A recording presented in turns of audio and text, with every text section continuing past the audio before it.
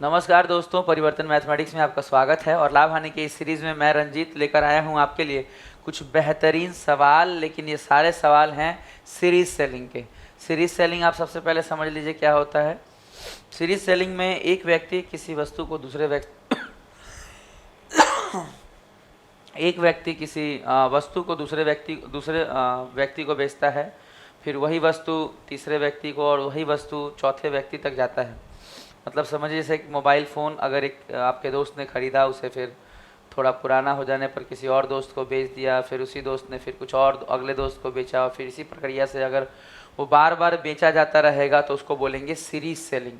जैसे इस तरह के सवालों में समझिए कि ए ने बी को 10% लाभ या हानि पर बेच दिया, फिर बी ने उसी वस्तु को सी को, फिर सी ने उसी वस्तु को डी को बेचा। इसी प्रकार सीरीज में सेलिंग होता है, ए ने बी को, बी ने सी को, सी ने डी को। इस तरह से सेलिंग वाले सवालों को हम लेकर आए हैं आज आपके लिए। तो चलिए सीखते हैं।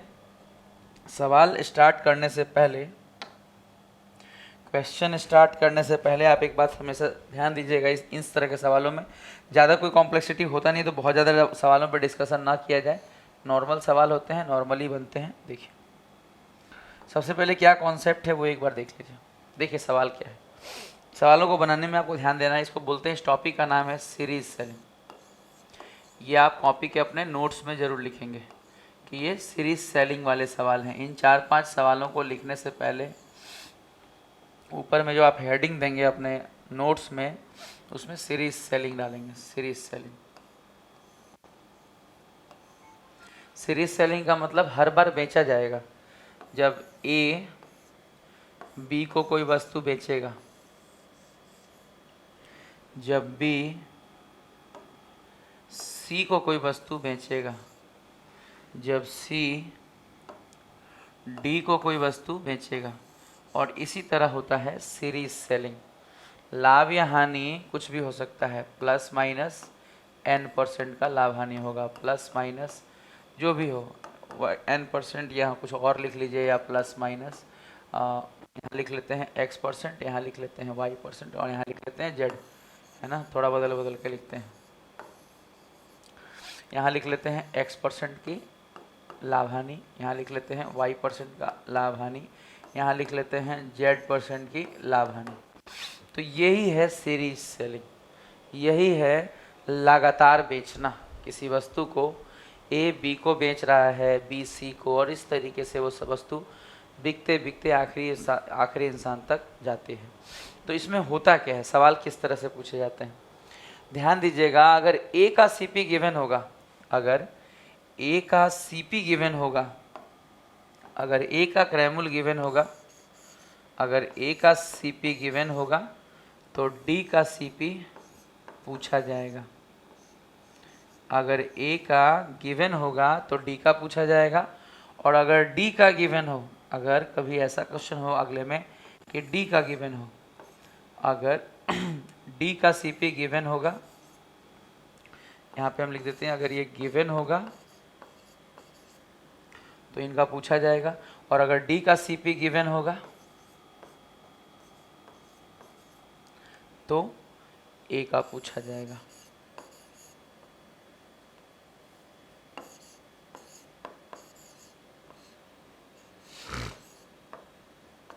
यही सारा प्रोग्राम है। आप इसका स्क्रीनशॉट ले लीजिए। हम अब इसको स्टार्ट करने जा रहे हैं। नोट्स के लिए इतना काफ़ी है, इससे ज़्यादा लिखने जैसी कोई बात नहीं है। अब बेच ही रहे हैं, आप समझिए, अब बेच ही रहे हैं आप किसी चीज़ को, तो हर बार तो एसपी का ही फॉर्मूला यूज होगा। अगर आप किसी चीज़ को बेचेंगे तो एसपी लगेगा, और हर बार अगर एसपी लगेगा तो एसपी का फॉर्मूला होता क्या है, सीपी 100 प्लस माइनस लाभ हानि अपॉन 100। ये परसेंटेज में होगा, इसका ध्यान रखिएगा। तो यही फॉर्मूला हर बार रहेगा।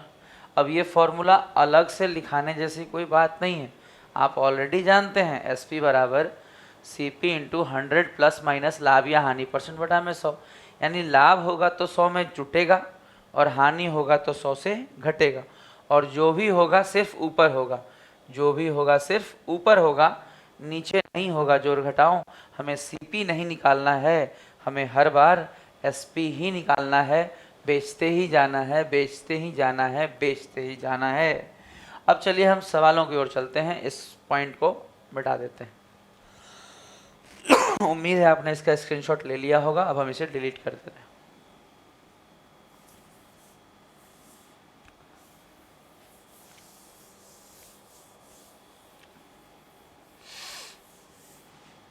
देखिए,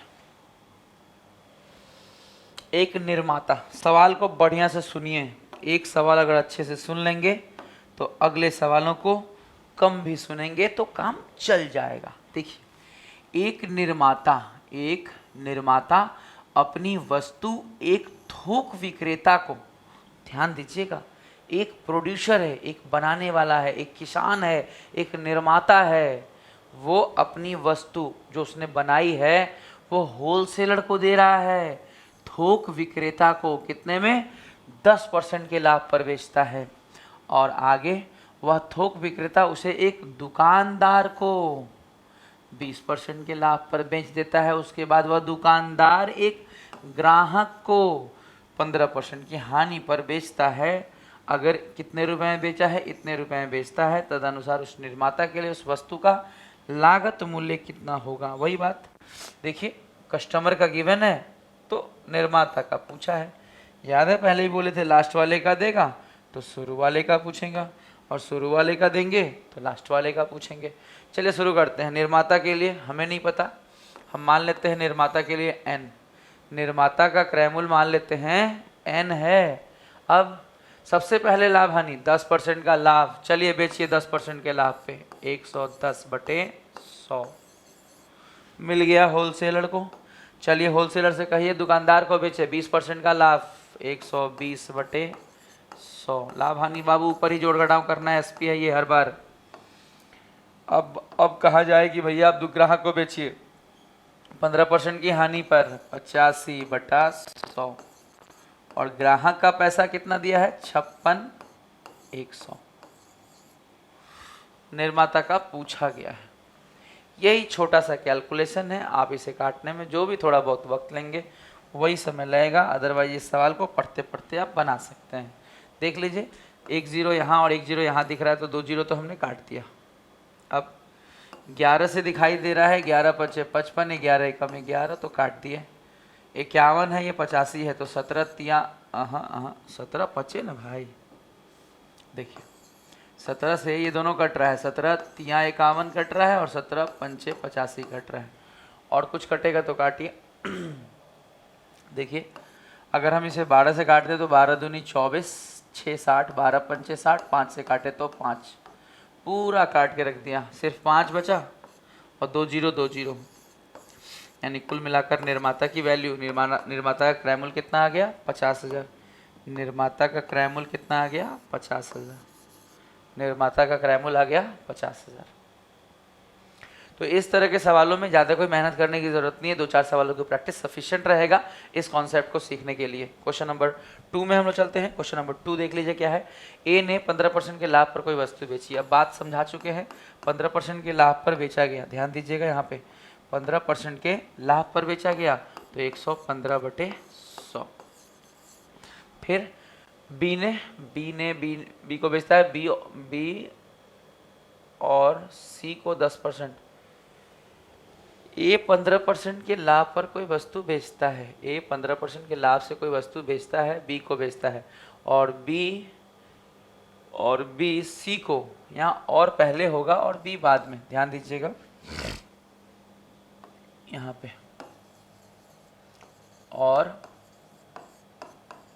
बी सी को 10% की हानि पर बेचता है। 10% हानि मतलब 90/100, हानि है तो 100 में से घट गया, लाभ होगा तो 100 में जुट जाएगा।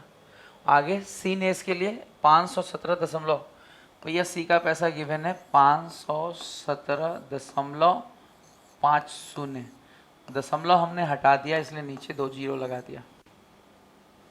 अब कुछ करना नहीं है, सी का दिया है, ए का पूछा है, देखिए साफ तो लिखा है, ए ने कितने में खरीदा था, ए का क्रय मूल्य बताइए, सीपी बताइए, बस बात खत्म। दो जीरो से कट जाएगा, एक जीरो से कट जाएगा, 9 से काटेंगे तो 9 पंचे 45, 6 9 सत्ते 63, 4 45, 9 पचे 45, 115 से काट देंगे तो बहुत आसानी से एक का उत्तर कितना आ गया, 500। मैंने कहा था ना इस तरह के सवालों में ज़्यादा कोई परेशानी नहीं होती है, बस आपको पता होना चाहिए क्या करना। गलत तरीके से मत बनाइएगा। अगर ऊट पटांग तरीके का फॉर्मूला लगा रहे हैं, गलत बात है। जब कोई सवाल 10-15 सेकंड 20 सेकंड में खुद ही कट जाएगा तो उसके लिए आप आफत क्यों ले रहे हैं। और कोई तरीका से बढ़िया है आप लिखिए और काट दीजिए। काटना तो आपको पड़ेगा ही, शुरू में काटें या बाद में काटें।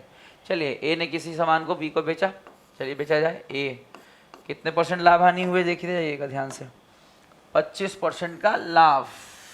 एक गया जी 125/100। अगला चलिए ग्रीन कलर से लेते हैं। बी ने उसी वस्तु को 20% लाभ पर सी को बेचा, 20% लाभ पर सी को बेचा। अब अगला कलर देखते हैं हम लोग।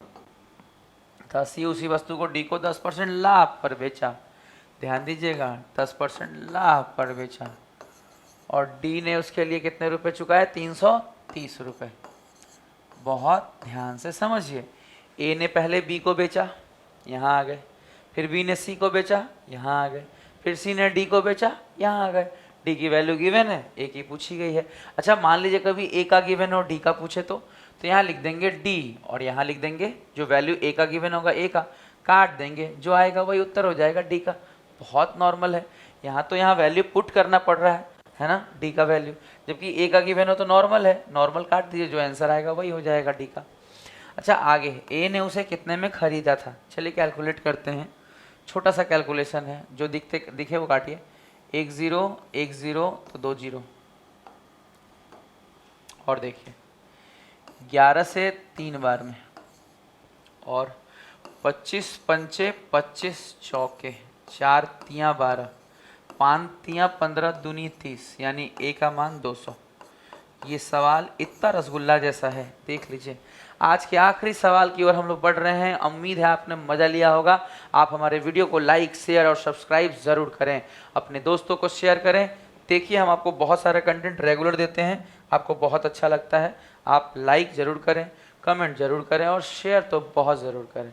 शेयर करिएगा तो आपके दोस्त भी या उन तक भी हम पहुंचेंगे जहां हमारे सब्सक्राइबर बेस नहीं है। ठीक है, हम आपके ग्रोथ के लिए काम कर रहे हैं, आप भी हमारे ग्रोथ के लिए थोड़ा सा काम करिए। इस सवाल को देखिए। हरे राम ने किसी वस्तु को 20% लाभ लेकर मंगलू को बेचा। 20% का लाभ है, समझ रहे हैं। 20% का लाभ का मतलब 120 बटे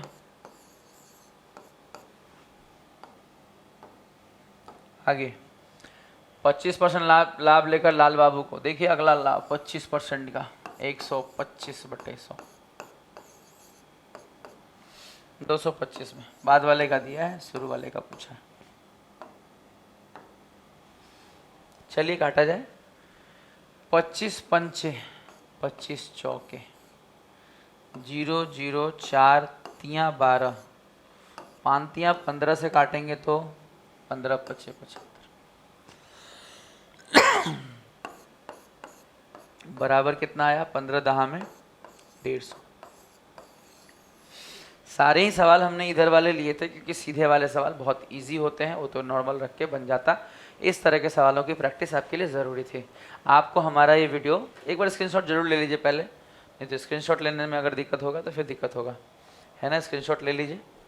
आप हमारे वीडियो को शेयर ज़रूर करें, लाइक करें, कमेंट करें, हमें बहुत अच्छा लगेगा। Good day and good by two all of you.